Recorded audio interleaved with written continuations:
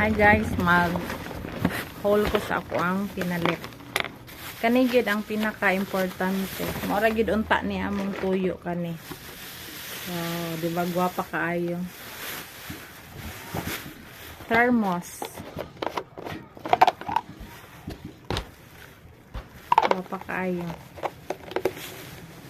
Mo ne among kuan kay ang among thermos na nabuak na siya kanang naabot na bitaw sa iyang tagal sa kadugay na mubuak ra day siya iyaha moto nga kuan kung ba na di man pwede gawin thermos kay hilig kay magkape buntag udto gabi magkape nya kani po dayon kay init kayong panahon kailangan jud perminti mag tubig nga bugnaw balik ko pinsel.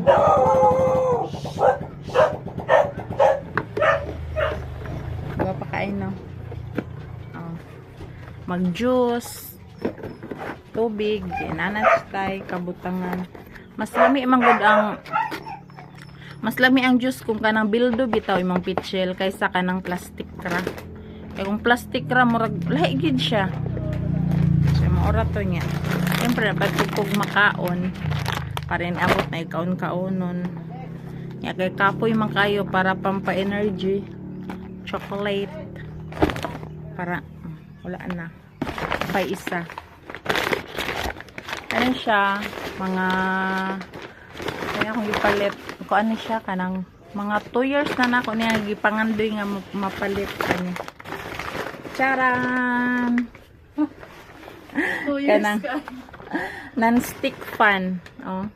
Dugay na kay nako niya gipangandoy nga mapalit niya karon napalit na gid siya.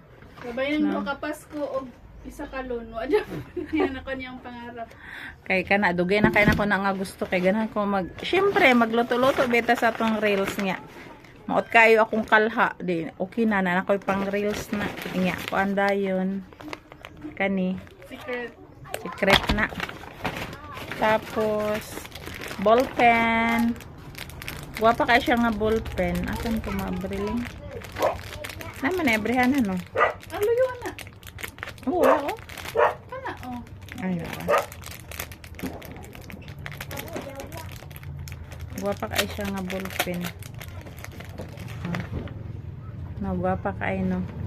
Upat ka buok ko ra siya. 42 man tuling no? 42 lang siya. Guwapa kay nga ballpen. Niya kaning cord sa charger.